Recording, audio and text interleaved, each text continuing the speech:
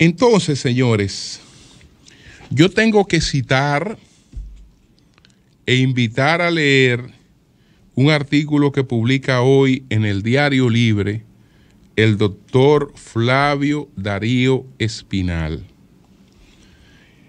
que los que escucharon, los que vieron el comentario que hice a propósito del 179 aniversario de nuestra Constitución, saben que esto que publica Flavio Darío es coincidente con lo que expuse en mi comentario. Alguien planteó, o se le ocurrió plantear hace tiempo, que la Constitución del 27 de febrero de 1844 había sido una Constitución conservadora. Incluso, la más de las veces, y desde hace muchos años, se han querido poner constituciones que no tuvieron vigencia o que tuvieron una vigencia muy corta. Se ha querido decir que superaban esa Constitución. Entonces, que supuestamente esa fue una Constitución conservadora, que no estuvo allí el proyecto de Constitución de Duarte, etcétera, que ya hemos aclarado que todo eso es mito. Todo eso es mito y repeticiones y repeticiones. Yo recomiendo leer la historia. No la leemos porque suponemos que conocemos los acontecimientos, pero lo conocemos de una manera prejuiciada, porque lo que hacemos es repetir muchas cosas que se han dicho sin mucha profundidad. Y lamentablemente, aunque hay muchas publicaciones históricas, en muchos de sus autores hace falta cierta profundidad.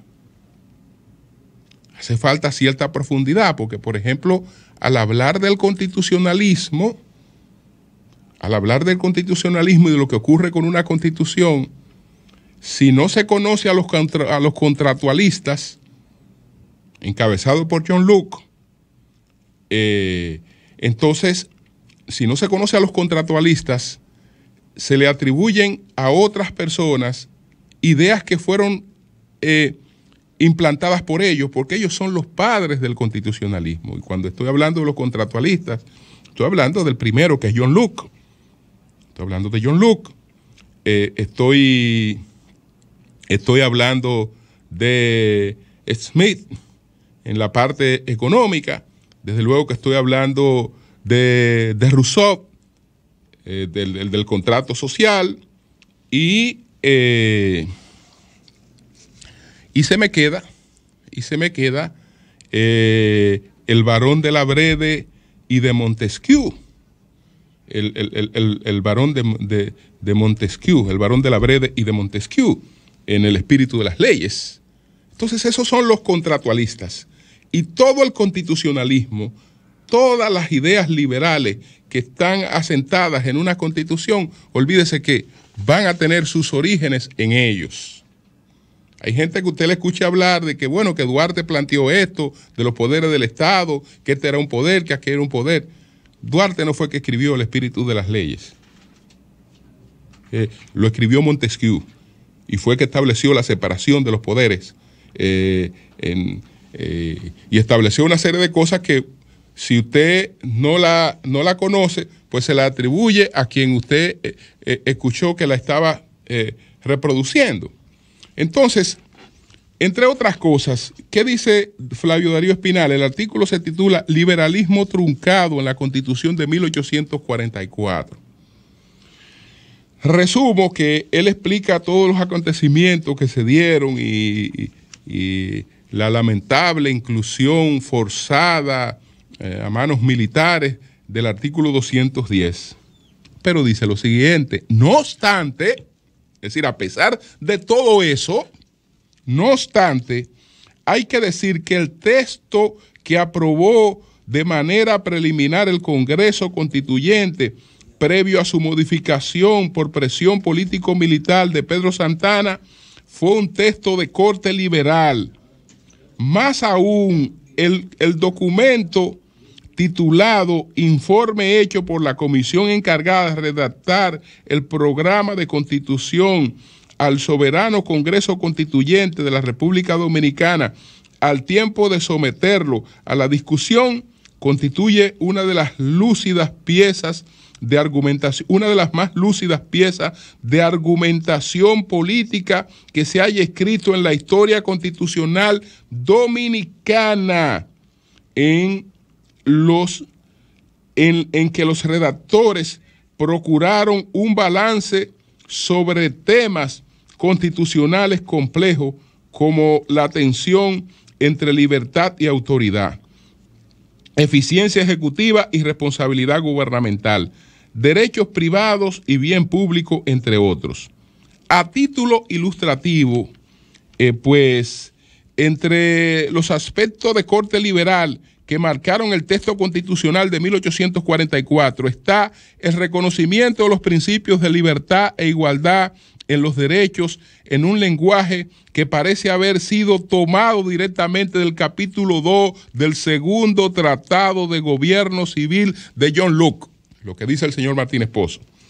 El reconocimiento como corolario de lo anterior de una serie de derechos y libertades individuales, entre los que destacan la libertad de expresión y el derecho de asociación y de reunión sin sujeción a ninguna medida preventiva. Eso está en la Constitución del 44, además de un conjunto de normas que daban sustento al principio de legalidad y al debido proceso, siguiendo la Constitución de Cádiz, pero alejándose de la visión que Duarte tenía sobre la libertad religiosa. La Constitución estableció la religión católica, apostólica y romana como la religión del Estado, con lo que se apartó del espíritu liberal sobre los derechos individuales que se plasmó en otros artículos del texto. Sin embargo, él consagra la libertad religiosa. Entonces, este artículo está en el Diario Libre en el día de hoy. Se llama El liberalismo truncado en la Constitución de 1844 del doctor Flavio Darío Espinal. Bueno, señores, me preguntaba al inicio, entre los temas que presenté, me preguntaba por el impacto de la alianza, de la ampliación de la alianza opositora que se anuncia en el día de hoy. Esa alianza opositora, ¿cuál sería el impacto de esa alianza opositora que se anuncia en el día de hoy? Los líderes, tanto del Partido de Liberación Dominicana como de la Fuerza del Pueblo, es decir, Danilo Medina primero, y preguntado ayer Leonel Fernández sobre lo que había dicho Danilo Medina, coincidió plenamente con él en que es una alianza compleja porque son aliados, pero son a la vez competidores, tienen sus propios intereses, cada quien, que van a tratar de defender en las urnas. Entonces, esta alianza indiscutiblemente que tiene un impacto en el mercado electoral. ¿Por qué? Porque lleva una sensación que en estos momentos no está reflejada en las encuestas que se están publicando. En las encuestas que se están publicando, pues está reflejada una situación de una alianza que no acaba de definirse y sobre la que había muchas dudas. Es decir, la gente no tenía la certeza y aún no la tiene. Vamos a ver si logran transmitir esa certeza de que la alianza existe. Si se da la certeza de que la alianza existe, entonces se construyen posibilidades de competencia y de triunfo que hoy no están en el ánimo de los opositores. Y eso, desde luego, que tiene impacto en el mercado electoral. Y de hecho, se sabe que hay algunos lugares donde esa alianza es ampliamente competitiva. Ampliamente competitiva. En la capital no se sabría dónde están los cuartos con esa alianza. No se sabría. Me refiero me refiero sobre todo estoy hablando de la parte congresual en ese caso.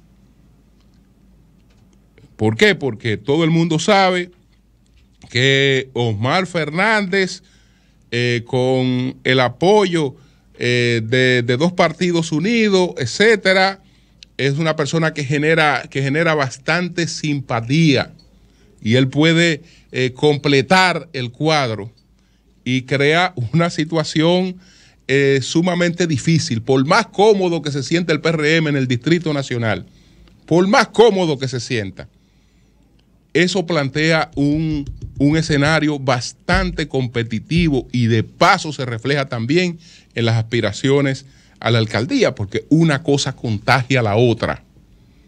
Una cosa contagia a la otra. Entonces, que el Gran Santo Domingo, Cristina Lizardo, apoyada por el PLD, apoyada por la Fuerza del Pueblo, más el trabajo que ella haga, porque tiene que hacer su trabajo, indiscutiblemente que ahí no se sabe qué pase. Ahí la encuesta le pueden decir, mira, le pueden decir que el PRM tiene un 80, le pueden decir que tiene un 70. Mire, con Cristina Lizardo como candidata, ahí no se sabe lo que pase. No importa lo que diga cualquier encuesta hoy, no se sabe lo que va a pasar ahí.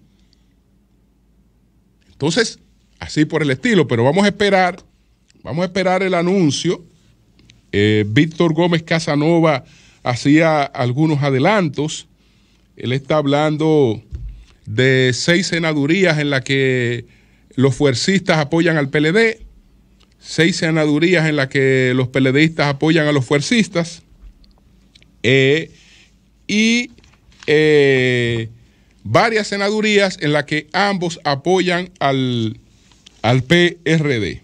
Entonces, según estas revelaciones, los PLDistas serían apoyados para el Gran Santo Domingo con Cristina Lizardo, para Asua con Rafael Calderón, que con ese apoyo se coloca también en una situación bastante competitiva.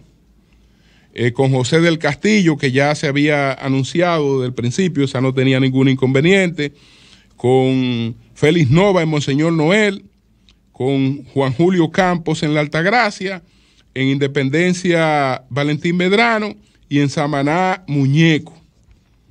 Entonces, la Fuerza del Pueblo, ellos apoyarían a Félix Bautista en San Juan, que era uno de los tranques, no es tranque.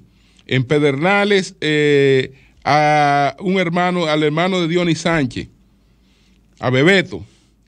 Es decir, en El Ceibo, a Ricardo Jacobo. En Espaillá, a José Rafael Vargas. En el Distrito Nacional, a Omar Fernández. Y en San Pedro de Macorís, a Franklin Peña. Entonces, en La Romana sería Iván Silva, ese del PRD, y en Atomayor sería también un candidato del PRD. Entonces, pero ya veremos ese anuncio que se hace en el día de hoy, pero sí que crea una situación distinta, no el anuncio per se, sino el hecho de que se ocupen de que la gente pues compre el anuncio. Es decir, que la gente se persuada de la idea de que existe una alianza. En ese sentido, ya veremos lo que pasa.